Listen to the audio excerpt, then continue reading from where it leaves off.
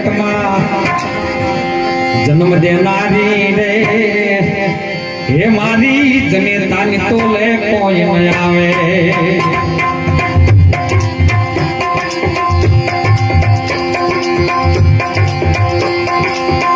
આ દુનિયામાં જો ને વરમાં માતા જો રામ ને રાત સજાવે આ દુનિયામાં જો ને વરમાં માતા જો રામ ને રાત રે સજાવે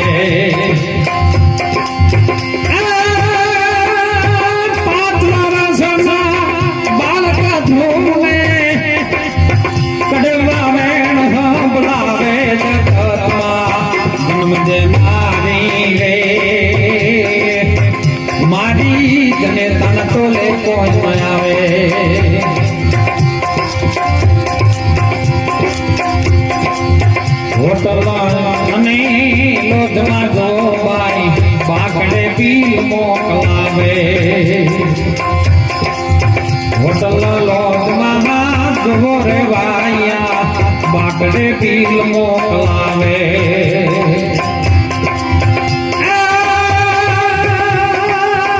માતા મારી રે કળી મજૂરી કરી માતા મારી રે કળી મજૂરી કરી થોડા બેસીને જન્મ દેનારી રે મારી જને તન તો લે કોણ આવે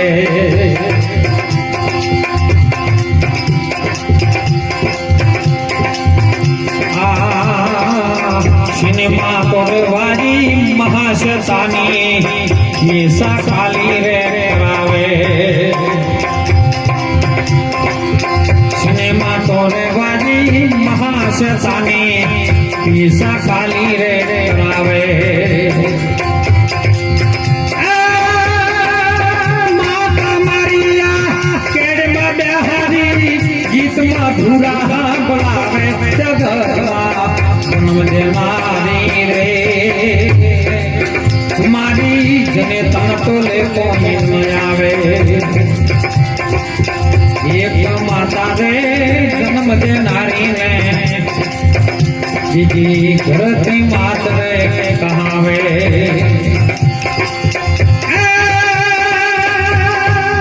પુરુષો સમા કહે અંતે મીઠી ગોળો હમારે જગતમાં જન્મ દેનારી રે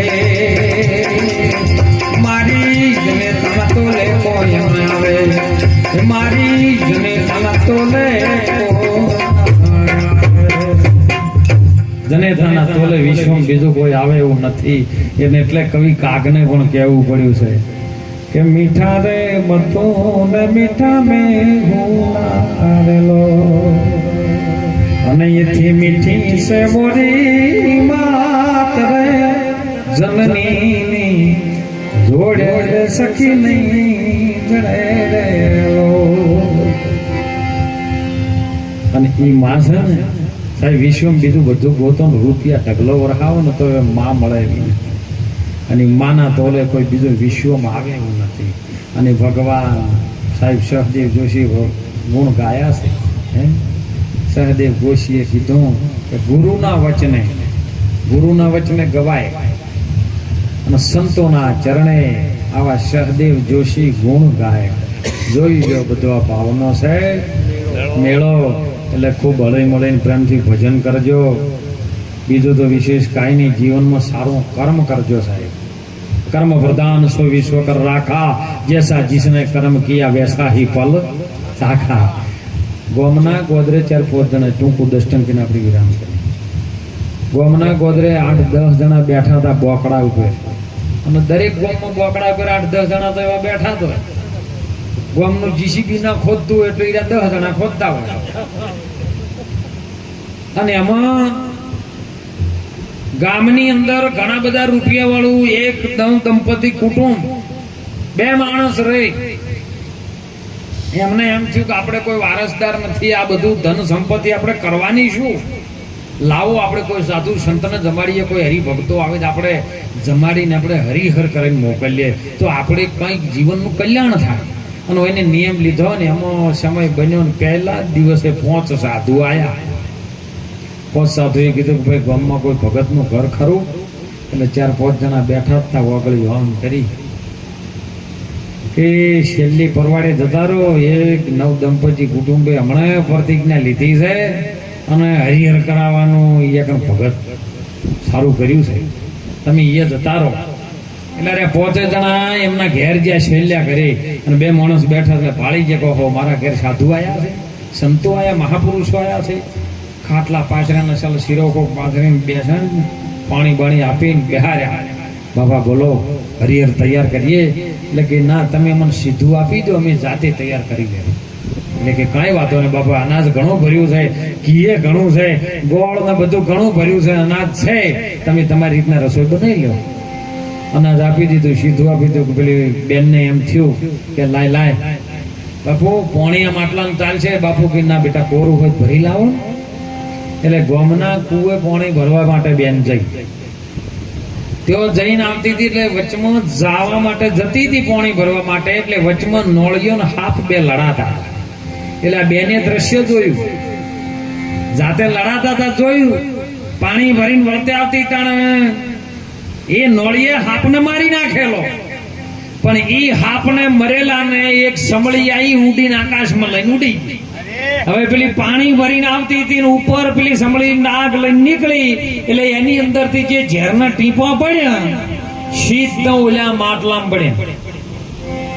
એ માટલું લઈને આ બેનને ખબર નથી કે આવું બન્યું છે. પણ ઘરે આવી છે, સાધુ મહાત્મા પાણી આપી દીધું. સાધુ મહાત્માએ પાણી પીધું, રસોઈ અડધી પકાઈ ન પકાઈ. શ્રી રામ બોલો ભાઈ રામ. 5 લોબા ઉઠ. નવ દંપતીને આઘાત લાગ્યો કે હા પેલું એલો નિયમ કર્યો, મારા પ્રભુથી કંઈક ભૂલ થઈ જાય, અમારાથી આવું બનાવ કેમ બન્યો. હવે વિધાતા ચોપડો લઈને બેઠી કે આ બેનને ખબર નથી કે આની અંદર ઝેર પડ્યું છે, એમનો ભાવ નિર્મળ છે. સંતોને ખબર નથી કે આ ઝેર અમને નાખ્યું છે. આ વક મારવામાં આ બેનનો કોઈ હાથ નથી, નવ દંપતીનો કોઈ પણ ગુનો નથી. તો આ કર્મનો હિસાબ માર કરવો જેવી રીતનો. ભગવાન ભોળાનાથ પાયણારી વિધાતા જઈને કે બોલો પ્રભુ, આ ધર્મના ચોપડામાં લખવું જ કેવી રીતનો? આ કર્મનો હિસાબ, આ પાપ કના શિરે નાખવું? કોનો કોઈ ગુનો નથી, નાર્યા મરી ગયા છે, સાધુ મરી ગયા, એનો દોષ તો લાગે ને. ભગવાન ભોળાનાથ કે અમો ચાચી આપણને ખબર નથી પડતી, પણ તમે નારાયણ પાસે આપણે બધા જઈએ, એ નારાયણ બધી લીલા કરશે. ભગવાન આદિ નારાયણ પાસે આયા હો, નારાયણને પ્રણામ કર્યા છે. કીધું ઈષ્ટદેવ આવું બન્યું છે, ધર્મ સંકટમાં ફસાણા છો, આ પાપ કના શિરે નાખવું એ અમને સમજાતું નથી. એટલે નારાયણ કે કોઈ ચિંતા કરશો ને, આપણે 3 જણા પૃથ્વી લોકમાં હડો બાર રંગાય. 3 જણાને સાધુનો વેશ લીધો.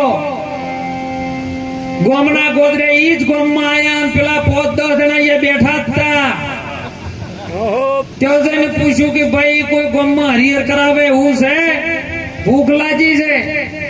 એટલે પેલા 5 જણામાંથી 2 જણા આકડા થઈને બોલ્યા કે હો છેલ્લે ખૂણામાં જતા રહો, હમણાં કાલે જ 5 જણા લોબા ઓઠ કરી નાખ્યા છે કે લસી નાખવાના ચોપડા. કહેવાનો ભાવાર્થ એવો છે, કોઈ ગામની અંદર તમે જો ચોક બેઠા હોય ને તો બહુ ધ્યાન રાખજો, તમારા સોપડામાં ખોટું ના આવી જાય. એટલે ખૂબ હળી મળીને ભજન કરજો સાહેબ. આજે જેની જનેતાનો દેહ આપણી વચ્ચે નથી, એ કુટુંબ પરિવારને, એમના પરિવારને, એમના દીકરાને ખૂબ વિનંતી કરું છું સાહેબ, અને પરમાત્માને પ્રાર્થના કરું છું કે એમના કુટુંબને સહન કરવાની શક્તિ આપે છે. બીજો અહીંયા તો આ મહિનામાં 2 વખત ભજન થયા સાહેબ. અમૃતભાઈનો ભાવ અમારો જોયો ને સાહેબ, એ જે એમને એમ થયું કે લાવો બાપુને બોલાવા છે, સંતોના આપણે દર્શનનો લાભ લેવો છે અને આપણે બીજાને લેવરાવો છે. આવો ભાવ જેના કુટુંબમાં હોય ને, આજ હું ગેરંટી સાથે સાહેબ કહું છું કે દુનિયાની અંદર અમૃતભાઈ ફરજો ગુરુ મળ્યા છે ને, ગુરુ નિર્મળ ભાવ, નિર્મળ સ્વભાવ છે. એ ગુરુના ડગલે વચને હેડજો. જો અનાજના કોથળા જો કદાચ ઘરમાં ખૂટે ને તો ગિરનારી બાવાને ફટકે જો સાહેબ, ન ખૂટે. તમારું અનાજ નહીં ખૂટે, તમારા ઘરમાં લક્ષ્મી નહીં ખૂટે. જો ખૂબ હળી મળી ભજન કરજો. દીકરા દીકરીઓને વિનંતી કરું છું, મા બાપની ખૂબ સેવા કરજો. હૈયાત હોય ને એટલી કદાચ સેવા કરી લેજો. માની સેવા કરજો, બાપાની સેવા કરજો. સવારે વહેલા ઉઠીને ભારત ભૂમિના આપણે સંતાન છીએ, ભારતના નાગરિકો છીએ.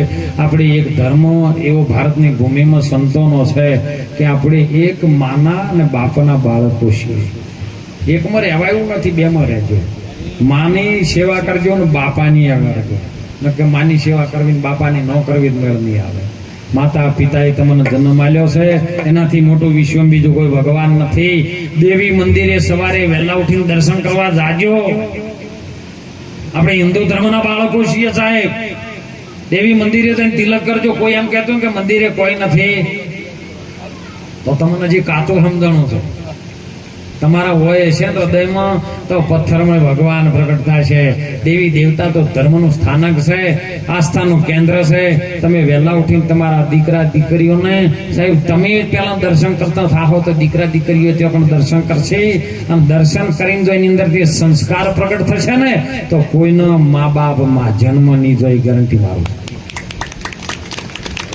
નહીતર વધારે ભણી ગયેલા અમેરિકામાં ફરે છે ને એને મા બાપ હાલમાં જન્મ પૂરે બેઠેલા મને દર્દ બહુ થાય છે સાહેબ કે એને ભણાય કર્યા પણ ગણાય નહીં. તમે જો કદાચ મંદિરે જ્યાં હોત, તમે પ્રભુ ભજનમાં બેઠા હોત તો તમારા દીકરા અવશ્ય એ રસ્તે ચાલોત. એટલે દીકરા દીકરીઓને ખાસ વિનંતી કરું છું, મોબાઈલમાં લેવા જેવું લેજો, ન લેવા જેવું ન લેતા. પણ તમે ભૂલથી કોઈ અજાણ્યું લઈ રહો અને એના કારણે તમારા મા બાપને બીજાના ચરણમાં બીજાના પગમાં ભાગડી મૂકવી પડે એવું કર્મ મોબાઈલમાંથી ન લેતા. બસ આટલી તમને વિનંતી કરું છું.